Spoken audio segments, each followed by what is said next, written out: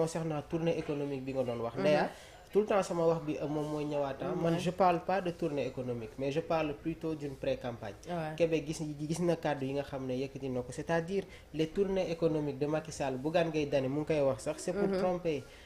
nos partenaires extérieurs c'est-à-dire que à chaque fois que muy wax tournée tey jii dañuy gis mobilisation bi nga xam ne mooy nekk ci ginnaaw et que loolu dafay jouer benn côté ci partenaires yi nga xam ne ñi ngi à l'étranger c'est-à-dire le président Macky Sall dafay gëmloo étranger yi que il a toujours une cote de popularité léegi nag il faut le dire na il n'est plus dans le cœur des Sénégalais loolu moom moo am c'est des faits yoo xam ne vraiment kenn du ko natable léegi nag dama la ko wax Tamba am na ay kàddu yoo xam ne yëkkati woon na ko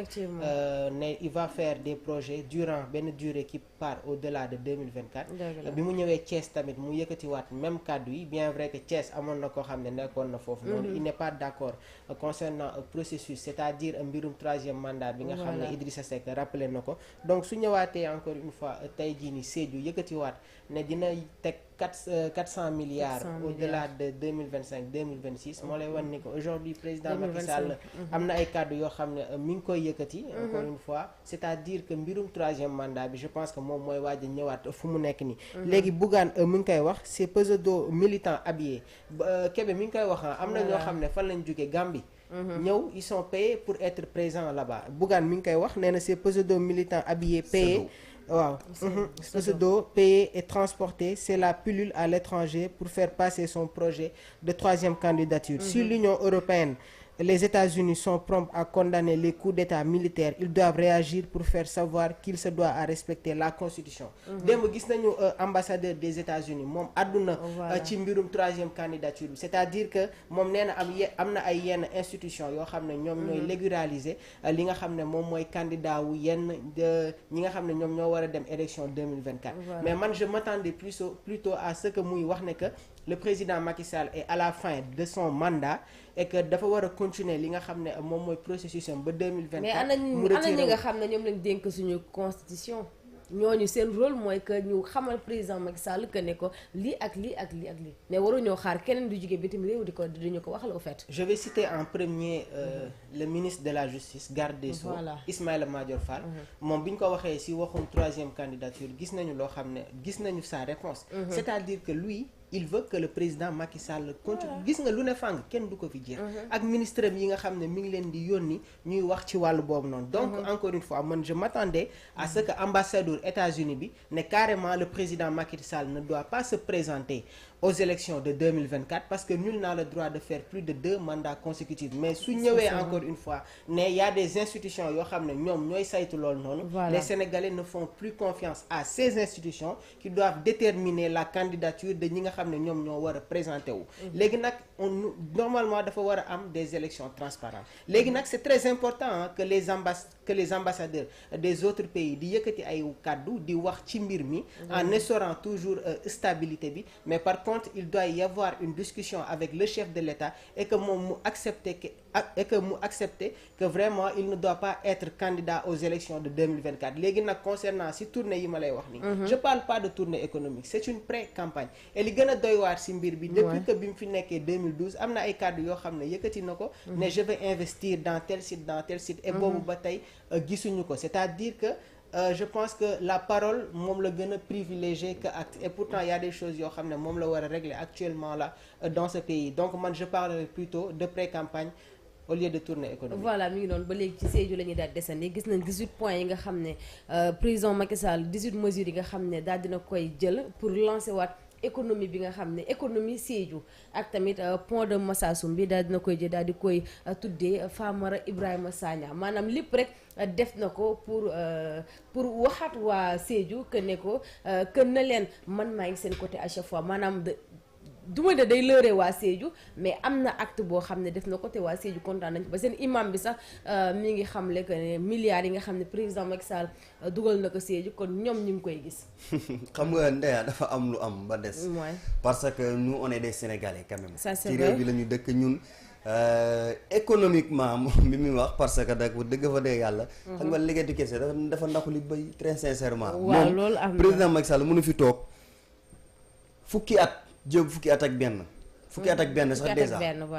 léegi benn at a ko fi dese ci kàttanu yàlla ak baaxam parce que nag mënatul a jaar fenn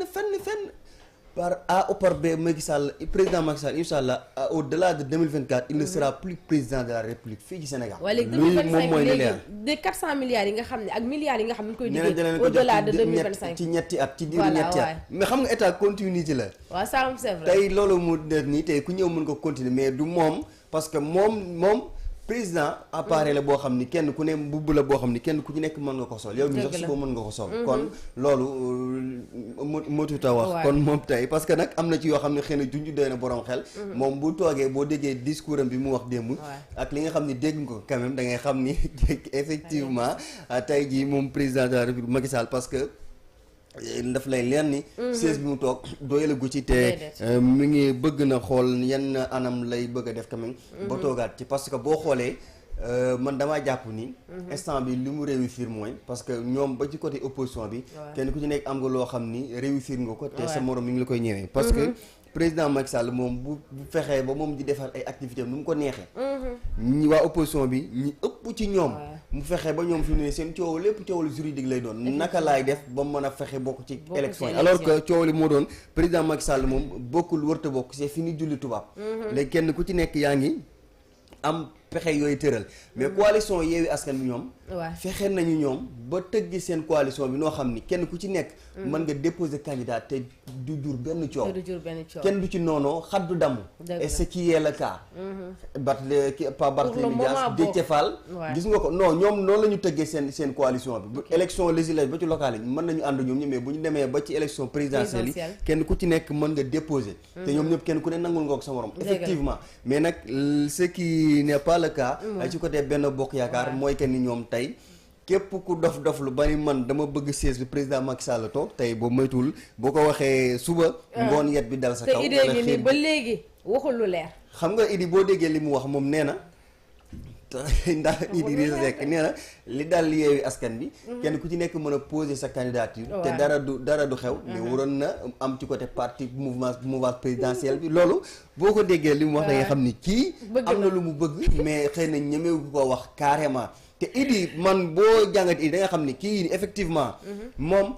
xam na te gëm na ni président Macky Sall mënatu la bokk ci élection présidentielle yi ñu dëgg man xam na ko baax te gëm na ko te boo xoolee ñi nga xam ne ñoom ñoo ànd ak ñoom soit dañu naan Idi na posé candidature boppam wala bu fekkente ne coalition benn bokk yaakaar Idrissa Seck moom mooy le mieux placé pour ñu porter ko à la tête ci bile coalition pour que mu dem représenter coalition bi bu fekkente ni moom dàqul li nga xam ni moom moo di candidat yu bari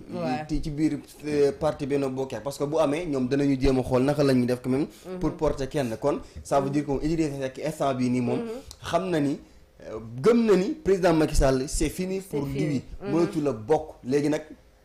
il faut que ñoom ñu xool naka la ñuy def quand même mais gis loo bëgg wax tamit aayul waaw c'est ça mais xam nga bu fekkente ni kenn ku ne nga am looy ragale sa morom xëy na jàpp nga ni wala njortu nga ni boo waxee sangam mën la ci fekk quand même il faut que y ait calcul politique yoo xam ni parce que Idrissa Seck ndaamal Kajoor mën naa ni xëy na peut-être pour le moment amul benn dossier boo xam ne mën nañ ko toppee mais président Macky Sall moom ku ne xam na ku ne xam na ne Idi basam ñàkk na ko mais moom li mu bëgg dëgg mooy dem ci coalition Benno Bokk Yaakaar bi moom ci la bëgg a demee quoi en fait nga xam ni su boobaa dafay am njàppale gu dëgër parce que bu fekkee ne président Macky Sall accepté na rocceeku jiital ko moom su boobaa l'état moom mooy nekk ci ginnaawam du am jafe-jafe yu bari kon dootu ko am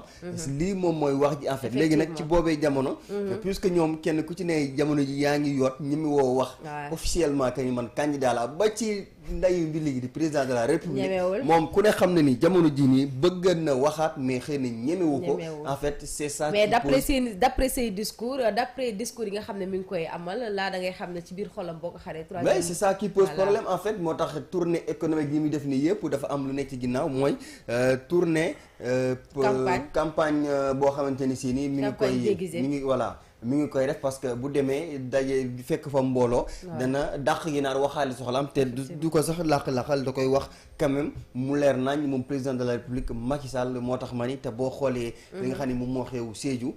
parce que man jàpp naan bu fekkee ne dafa war a rek bëgg a suqali économie bi maanaam président yow njiit xam nga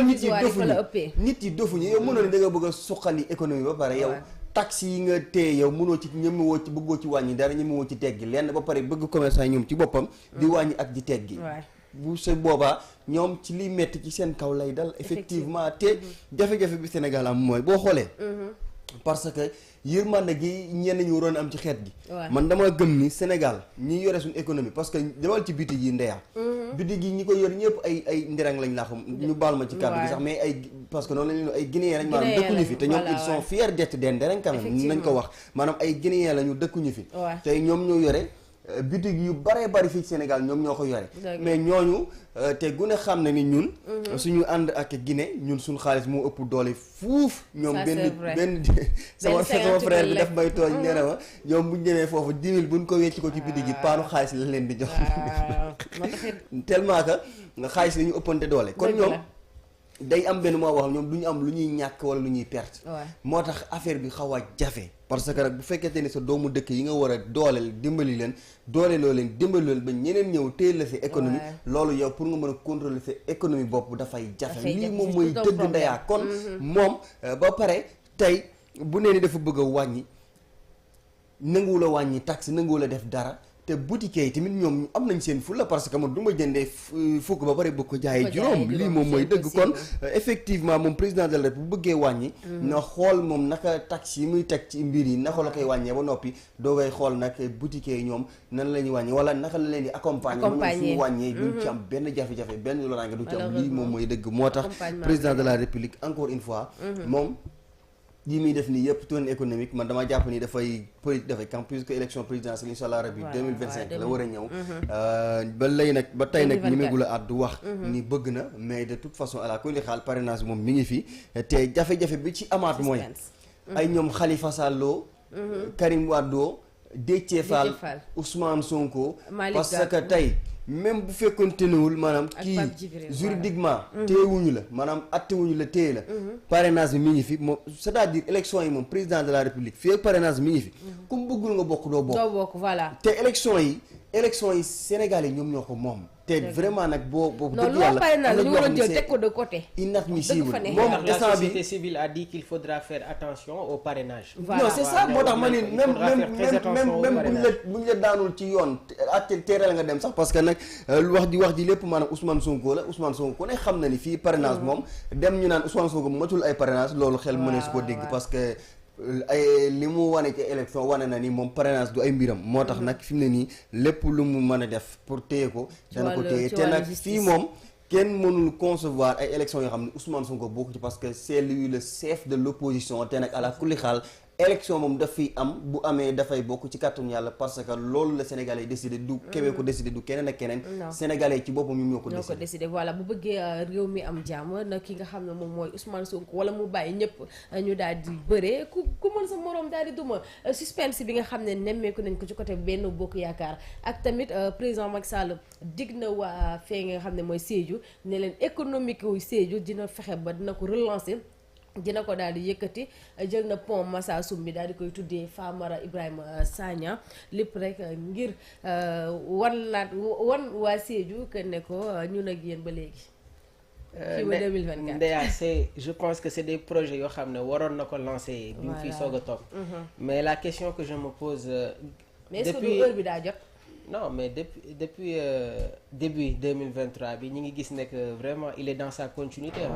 léegi des projets qui vont au-delà de 2024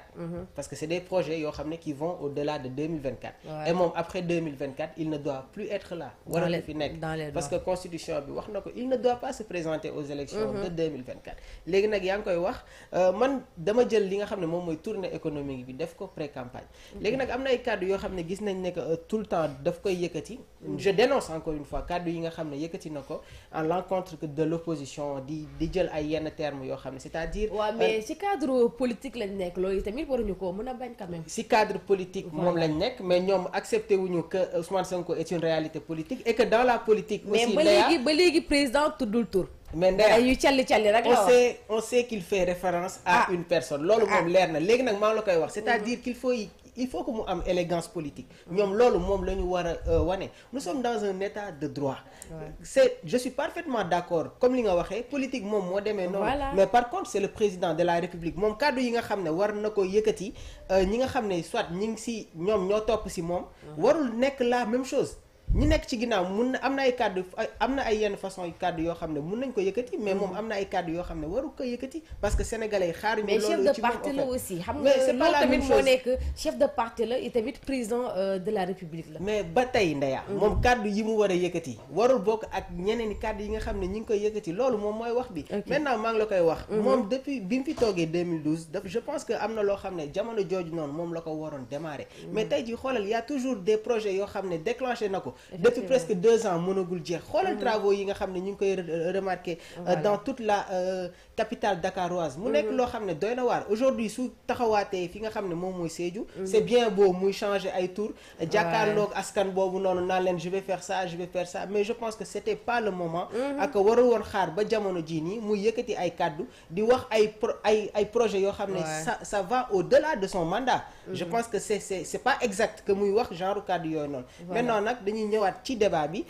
il faut que y a des choses essentielles yoo xam ne sénégalais ci côté boobu noonu moom lañ koy xaar bi mu demee Tamba am na ay kàddu yoo xam ne yëkkati woon na ko c'est-à-dire problème yi nga xam ne les habitants de cette localité là ñi ngi ko koy wax est-ce que déclenché na ko bi mu demee fële nga xam ne moom mooy Thiès problème yi nga xam ne waa Thiès waaye ñi ngi koy jànkonteel est-ce que déclenché na ko tey jii su ñëwaatee fii nga xam ne moom mooy Sédhiou yëkkatiwaat ay kàddu di wax ay projet alors que je pense que le débat majeur ça devrait être problème yi nga xam ne les habitants de cette localité là ñi ngi koy jànkonteel mais si loolu moom la war a wax xam nga sànq yaa ngi wax waxi campagne est-ce que nekkul ne daf ko wax juste pour que mu mën a jël ñi nga xam ne ñoom ñooy waa Sédhiou waa Thiès maanaam fépp foo xam ne jaar na fa rek pour que mu mun faa am benn poids électoral bu dëgër mais waxu Bougane yi am moom mooy ñëwaat c'est-à-dire que président Macky Sall fu mu nekk nii dafa bëgg a wane beneen image aujourd'hui il y a l'opinion internationale mais am na ñoo xam ne am na ay yenn image yoo xam ne suñ ko gisee qu'est-ce qu'ils vont se dire pourtant il a une certaine cote de popularité alors que c'est pas la réalité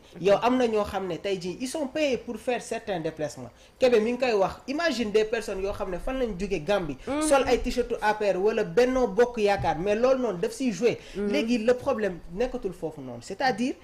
je vais pas dire que nekkatul ci xolu sénégalais yi mais les sénégalais ont fait un choix c'est-à-dire que ñoom lépp li nga xam ne ñi ngi ko doon prôné depuis le début de leur mandat mais loolu appliqué wuñ ko loolu tax sénégalais yi tey jii nii désister ci moom nekk ci beneen wàll loolu moo war a nekk débat bi au fait léegi nag am na loo xam ne moom moo ko war a instaurer c'est-à-dire bu mu jël les sénégalais en otage tey jii sénégalais yi am na ay kàddu yoo xam ne ñi ngi xaar le président de la république addu si maanaam lan mbirum 3e mandat bi 31 décembre ñëpp dañ doon xaar mu yëkkati ay kàddu wax si am na ñoo xam ne nag ñoom nee nañu gëmuñu ne que le président de la république va dire que man je vais être li nga xam ne moom mooy président en 2024 wala candidat en 2024 mais suñu gisee tànk yi nga xam ne moom lay doxee ni c'est-à-dire il est en train de suivre les pas de son prédécesseur Abdoulaye Wade am na loo xam ne bëggoon na ko fi def et que je pense que à l'époque moom il était sur le terrain na delloo si waat xelam encore une fois dellu si waat si cause bi nga xam ne mi ngi ko doon wax delluwaat ci kàddu yi nga xam ne yëkkati na ko pour vraiment bonne gouvernance bi nga xam ne mi ngi ko doon woote depuis le début mu continuer ko en instaurant la sérénité dans ce pays. voilà mi ngi noonu nag mu nekkoon jiitu réew mi président Macky Sall dem foofu noonu ca Sédhiou lundi ba vendredi la fay daal di am waaye nag promesse yi nga xam ne tenir na ko comme sànq ni mu ko waxee 400 milliards la daal di teg la daal di leen di promettre ne leen pour suqaliwaat li nga xam ne moom mooy économique bu Sédhiou. lu ci mënti am daal xam naa ne doy na waar ndax bëri na abri provisoire yi nga xam ne nemmeeku nañ ko foofu noonu ca Sédhiou ak yeneen problème yi nga xam ñu ngi koy jànkonteel mais comme que wax na li ni mel mooy ci diiru 2025 la koy daal di def dinañ ci xam dara ci les jours à venir comme ni ñu koy waxee waaye nag buñ jógee foofu nag dañuy daal di dem ci maître El Hadji Diouf gis nañ ne jamono ji mën naa ne ci nen la daal di toogoon mais alhamdulilah lay daal di wax moom maître El Hadji Diouf parce que li nga xam ne tegoon nañ ko ci wàllu suspension boobu noonu pour ñu xool ba xam ànd na nan la ñuy lijjantee soor moom maître El Hadji Diouf li nga xam ne l'ordre des avocats décision bi nga xam ne jël nañ